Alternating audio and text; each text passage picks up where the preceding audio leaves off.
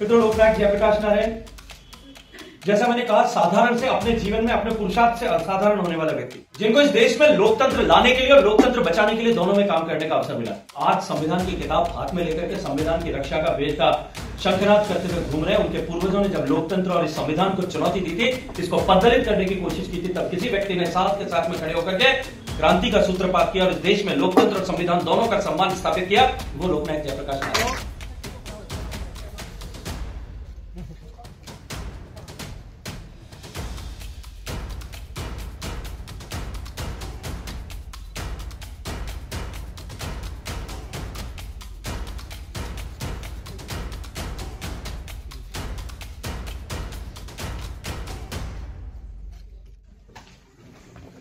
निरंतर प्रवाहमान करने के लिए अपना जीवन समर्पित करने वाले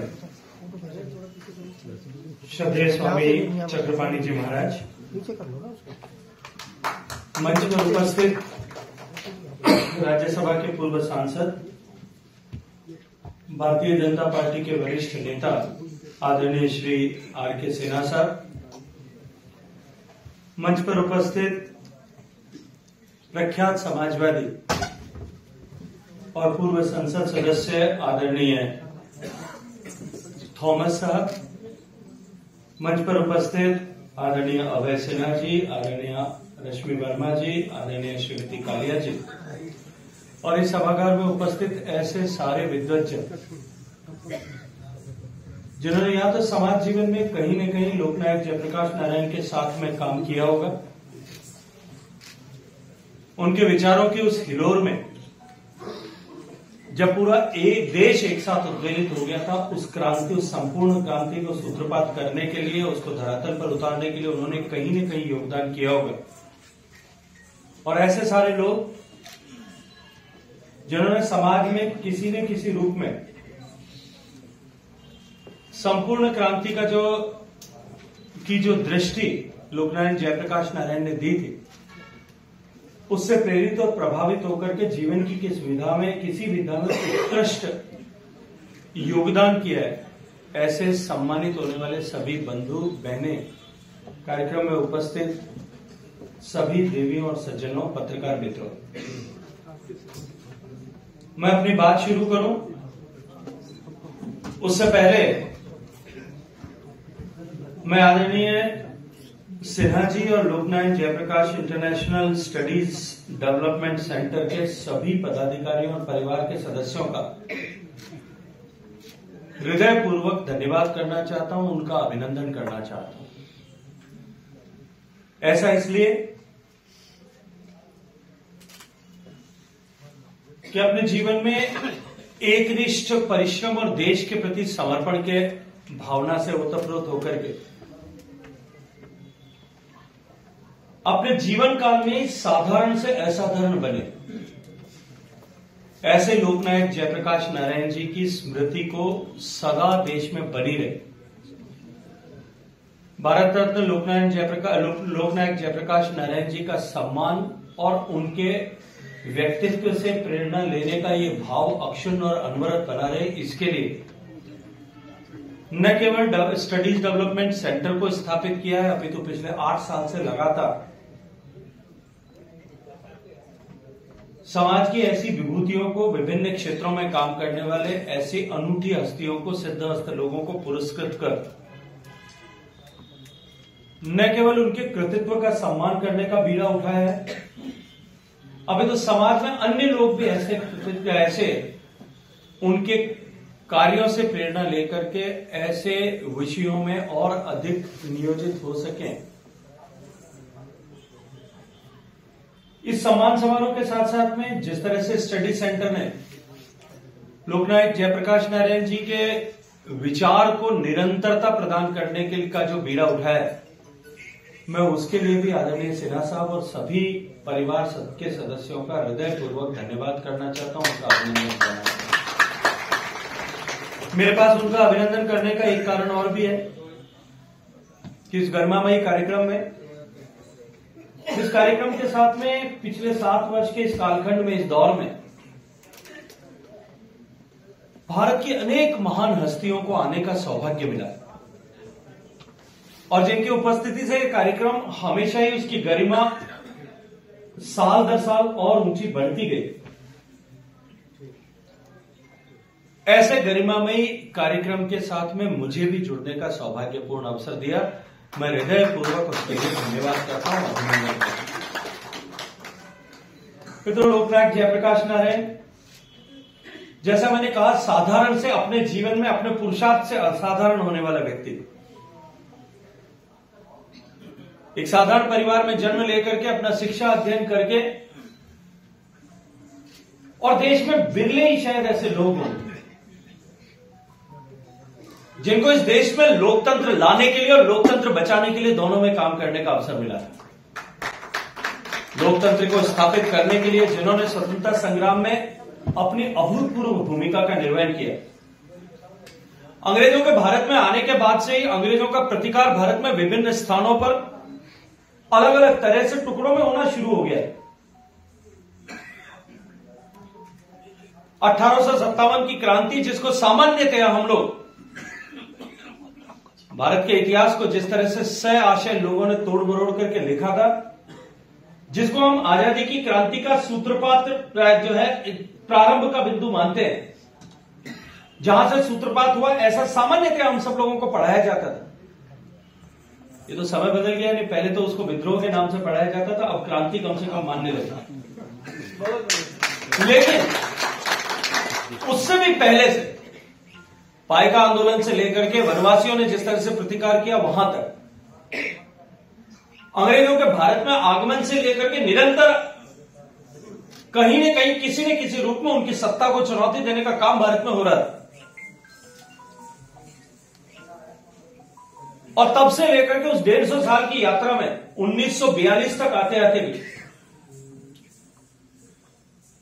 जो अलग अलग टुकड़ों में जिस तरह से अलग अलग तरीके से, अलग अलग पद्धति से, अलग अलग विचार से प्रेरित होकर के लोग अंग्रेजों का के शासन को समाप्त करने के लिए संघर्ष कर रहे थे, लोकनायक जयप्रकाश नारायण के नेतृत्व में गांधी जी के आह्वान पर जिस तरह से 1942 का फ्रीडम मूवमेंट जहां जाकर के शुरू हुआ, लोकनायक जयप्रकाश नारायण की अद्भुत संगठन शक्ति के आधार पर और मास मोबिलाइज करने की उनकी कैपेसिटी के चलते हुए जिस तरह से वो मूवमेंट जन जन का आंदोलन बना और पूरा देश उसके साथ में जुड़ा और जुटा, ऐसी अंग्रेजों की सत्ता जिसके लिए कहा जाता था कि उसका सूर्यास्त नहीं होता, उस सत्ता को 5 साल में इस देश से उखाड़ करके फेंक दिया। और भारत रत्न जयप्रकाश नारायण का वो कृतित्व, वो पुरुषार्थ केवल भारत के लिए महत्वपूर्ण नहीं था। भारत से जब अंग्रेज सत्ता की वापसी हुई, भारत ने जब आजादी हासिल की, उसका प्रभाव कि दुनिया से कॉलोनियल रूल जो है, गुलामी की प्रथा, वो है हमेशा हमेशा के लिए 20-25 साल में समाप्त हो गई। वहां से लेकर के सक्रिय राजनीति में से संन्यास, लोकनीति को राजनीति के ऊपर प्राथमिकता देते हुए 1957 में जब जयप्रकाश बाबू ने जब संन्यास जो है सक्रिय राजनीति से संन्यास लिया, लेकिन देश के लोकतंत्र में जब एक बार फिर अधिनायकवाद की स्थापना हुई, तब लोकनायक जयप्रकाश नारायण ने पटना से संपूर्ण क्रांति का बिगुल फूंका और उस संपूर्ण क्रांति ने लोकतंत्र को बचाने और संविधान की रक्षा करने, ये जो लोग आज संविधान की किताब हाथ में लेकर के संविधान की रक्षा का बेटा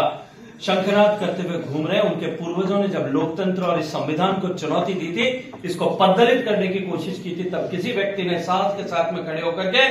क्रांति का सूत्रपात किया और इस देश में लोकतंत्र और संविधान दोनों का सम्मान स्थापित किया, वो लोकनायक जयप्रकाश नारायण। आज आजादी के 77 साल बीत चुके, संविधान को अंगीकार किए हुए भी 75 साल अब समाप्त हो चुके और उस संविधान की ताकत के आधार पर चलते हुए हम इस मुकाम तक आकर के पहुंच गए कि हम नित्य प्रतिदिन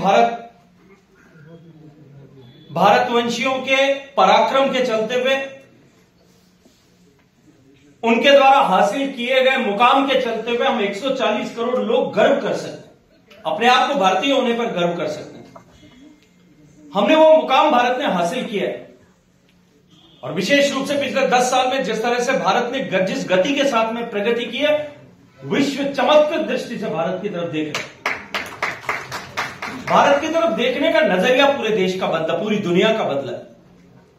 भारत से निकले हुए ज्ञान, भारत से निकले हुए विज्ञान, भारत से निकली हुई मान्यताओं और भारतवासियों का सम्मान जब पूरे विश्व भर में नए सिरे से स्थापित हो रहा है, यह कालखंड जिसको हम भारत के सांस्कृतिक पुनर्जागरण का दौर ऐसा कह सकते हैं, इस मुकाम तक जब भारत पहुंचा है, उसमें लोकनायक जयप्रकाश नारायण का सार्थक योगदान जो है वो आज भी कृतज्ञ राष्ट्र को याद रखने की आवश्यकता है। आज आजादी के 75 साल बाद में जब इस महत्वपूर्ण अवसर पर जब हम जेपी बाबू के नाम से जुड़े हुए कार्यक्रम के मंच पर खड़े होकर के मुझे आपसे बात करने का अवसर मिला है, तब मैं जिम्मेदारी से इस बात को अवश्य कहूंगा कि आजादी के 75 साल बीत जाना एक राष्ट्र के लिए, एक व्यक्ति के जीवन में 75 साल का कालखंड बहुत बड़ा समय हो सकता है। जब वो अपने जीवन का लगभग 3/4 हिस्सा भारत की मान्यताओं के, भारतीय मान्यताओं के अनुरूप भी पूरा कर लेता है।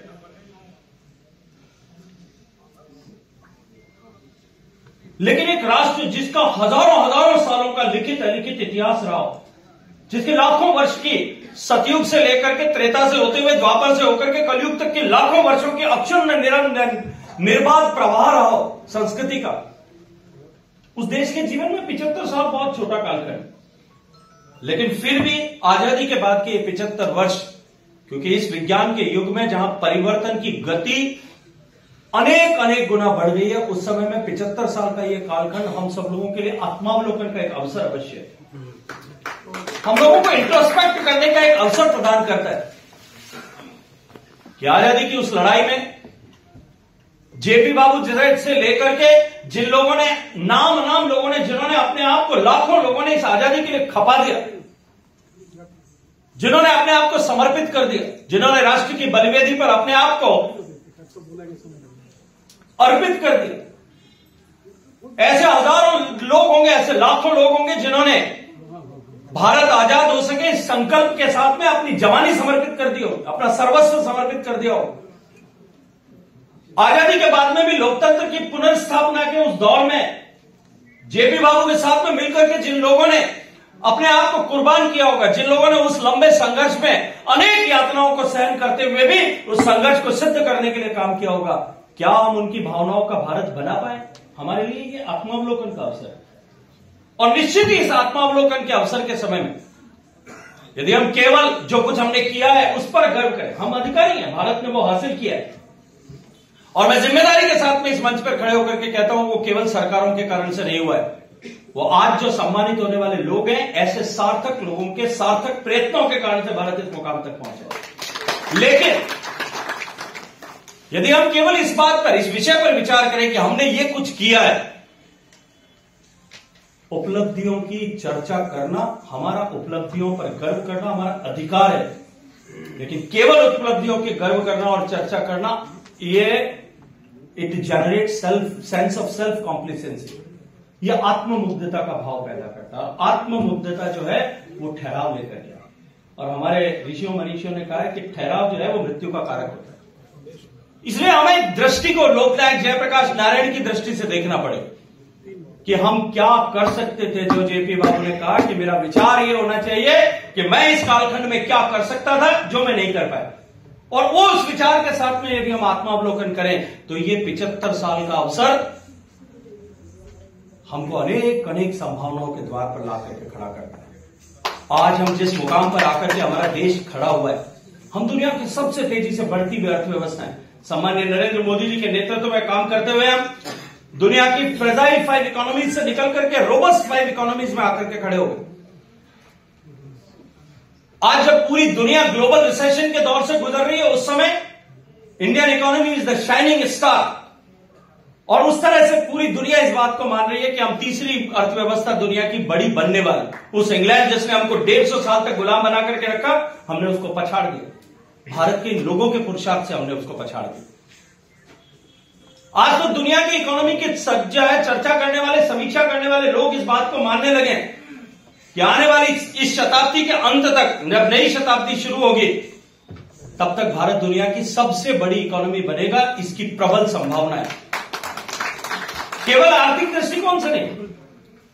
हम सामाजिक, हमने तकनीकी के क्षेत्र में भी जिस ताकत के साथ में हमने प्रगति की, cutting edge technology, modern technology में जिस तरह से हम काम कर रहे हैं, आर्टिफिशियल इंटेलिजेंस से लेकर के सेमीकंडक्टर से लेकर के ग्रीन हाइड्रोजन तक, जिस तरह से भारत ने अपनी प्रोग्रेस पूरी दुनिया में स्थापित की, सामरिक दृष्टिकोण से जिस तरह से हम अपने आप को आत्मनिर्भर बना रहे हैं, जो भारत सबसे बड़ा इंपोर्टर होता था वो आज ग्लोबल टॉप 10 एक्सपोर्टर्स की श्रृंखला में जाकर के खड़ा हुआ है। मैं इस मंच पर इस बात की चर्चा नहीं करना चाहता कि कौन लोग थे जिन्होंने भारत की यह दक्षता हासिल करे, इसको रोकने का षड्यंत्र किया था और किन कारणों से किया था। कभी और अवसर आएगा, उस पर भी बात करेंगे। लेकिन इतना अवश्य कहूंगा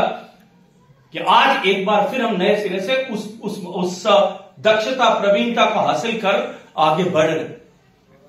और ऐसे समय में संपूर्ण क्रांति के जनक लोकनायक जयप्रकाश नारायण जी की संपूर्ण क्रांति,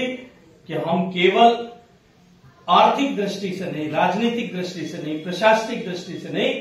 हम भारत की सांस्कृतिक वैभव को भी पूरी ताकत के साथ में वापस पुनर्विकसित करें। और माननीय नरेंद्र मोदी जी का मंत्र, ये जो जेपी बाबू के उन विचारों से प्रेरित है कि हम विरासत और विकास दोनों का साथ में सम्मान करें। हम विरासत का सम्मान करते हुए विकसित हों। आज जब हम सब यहां ऐसे महत्वपूर्ण अवसर पर एकत्रित आए, मैं आप सबको, जिनका सम्मान यहां होने वाला है, उन सबको बधाई देते हुए जेपी का ये अमर मंत्र, संपूर्ण क्रांति का ये मंत्र, संपूर्ण परिवर्तन का ये मंत्र भारत के गाइडिंग प्रिंसिपल की तरह काम करे और हम सब मिलकर के एक नए भारत, एक विकसित भारत के इस संकल्प को सिद्ध करने के लिए अपनी भूमिका का निर्वहन करने के लिए जुटे। बहुत सारे